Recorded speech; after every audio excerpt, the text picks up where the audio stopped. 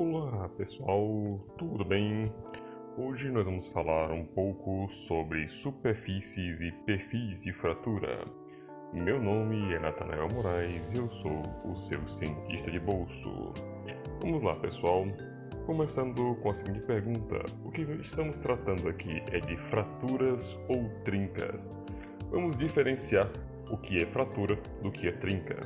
Começando com a trinca. A trinca é uma nova superfície do material que ainda não gerou a sua completa separação. A trinca é o início, por assim dizer, da fratura, como por exemplo, essa trinca que ocorreu durante um processo de fundição. Essa trinca aqui, ela se originou devido aos esforços da solidificação.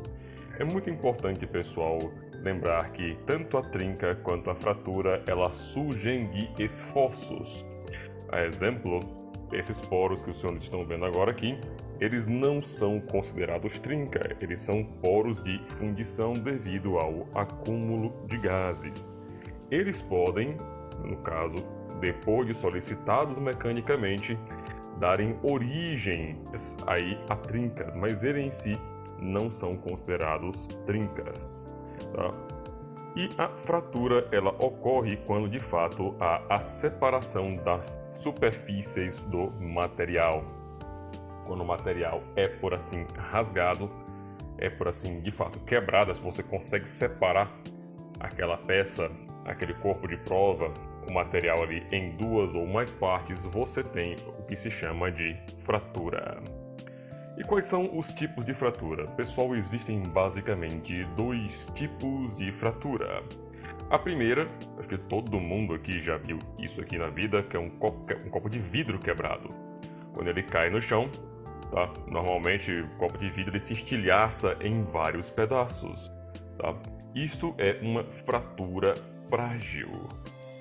A alternativa, eu tentei encontrar um exemplo mais dia a dia, mas infelizmente encontrei apenas este corpo de prova. Tá? O corpo de prova está nos mostrando aqui um dos tipos de fratura dúctil.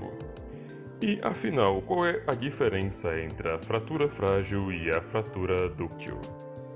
Bem, a fratura frágil, pessoal, ela tem algumas características. Primeira, ela acontece sem aviso.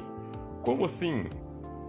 A fratura frágil é a fratura que se caracteriza justamente por não apresentar uma deformação antes de ocorrer a fratura. Tá? Exemplo, alguns ferros fundidos, como o ferro fundido branco, quando ele é solicitado mecanicamente e ele ultrapassa o limite de escoamento, ele simplesmente rompe com deformações extremamente pequenas, ali de meio, no máximo a 2%. Tá?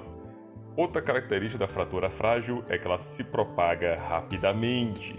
Tá? As estruturas, por exemplo, quando falham por fratura frágil, você apenas ouve um som bem abrupto e tudo vem abaixo. Um exemplo, pessoal, a fratura frágil, ela é o motivo de nós reforçarmos o concreto com aço, o concreto com aço. Porque o concreto é um material cerâmico cuja propagação de fratura se dá, tá, através da fratura frágil.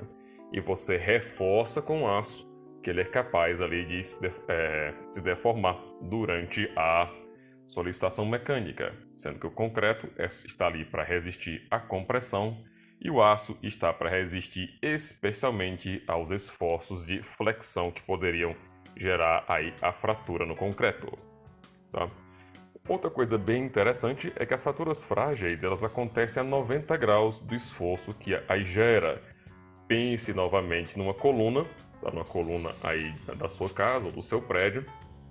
Quando por um acaso essa coluna é mal dimensionada ou algo do tipo, que ela não consegue suportar o peso da estrutura que ela está em cima, normalmente ela rompe a 90 graus, é uma fratura reta.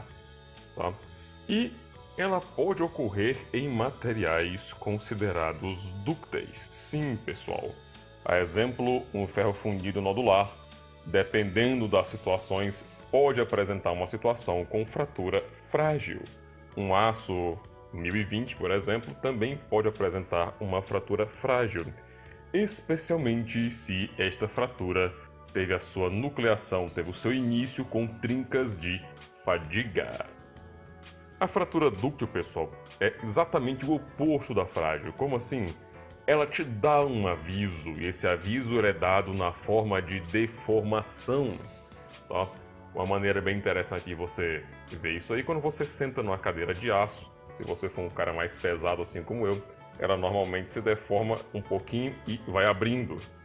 No entanto, se você perceber com o tempo, ela vai abrindo cada vez mais e chega num ponto onde normalmente nas soldas ela vai quebrar, mas ela vai te dar o aviso antes, né, deformando ali pouco a pouco.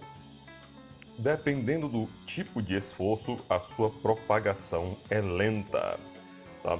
Existem vários mecanismos de formação das trincas e posteriormente fraturas dúcteis, mas isso é assunto para outro vídeo. Pessoal, a forma da fratura dúctil está bem relacionada com o esforço que a gerou. Se é uma trinca gerada por cisalhamento, se é uma trinca gerada por tração, se é uma trinca gerada por compressão, tá? Você consegue ter uma ideia do tipo de esforço que a gerou através do formato da fratura. Tá? E agora indo para os perfis de fratura e perfis de trinca, porque nós devemos estudá-los. Pessoal, eles mostram como a microestrutura se comportou na proximidade da fratura. Na verdade, a maneira correta de você dizer se uma fratura é frágil ou é dúctil, obviamente após ela acontecer, tá? É estudando ali o seu perfil. Às vezes você consegue fazer esse estudo macroscopicamente, como vimos lá no corpo de prova, a deformação ali é visível. Porém, nem sempre isso acontece. A fratura pode ter originado-se ali de um processo de deformação, mas você não o conseguiu ver. Por um exemplo, essa liga, tá?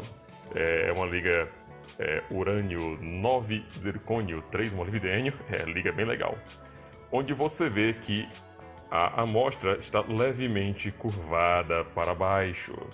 Essa amostra sobreviveu ela passou por um dobramento, tá? Onde o dobramento aqui é como se fosse de cima para baixo aqui no seu vídeo. E você observando a microestrutura agora mais de perto, você vê esses pequenos tracinhos aqui dentro de cada grão, que eles são as bandas de deformação do material. E você vê também o caminho das trincas dentro do material e da fratura principal. Já olhando para esse aqui, é a mesma liga, apenas em outra condição de processamento. Tá? As duas partes estão retas, a parte de cima e a parte de baixo, indicando que esse material rompeu de maneira frágil, sem apresentar deformações antes de romper. Ele também passou por um esforço de dobramento no mesmo sentido, de baixo para cima.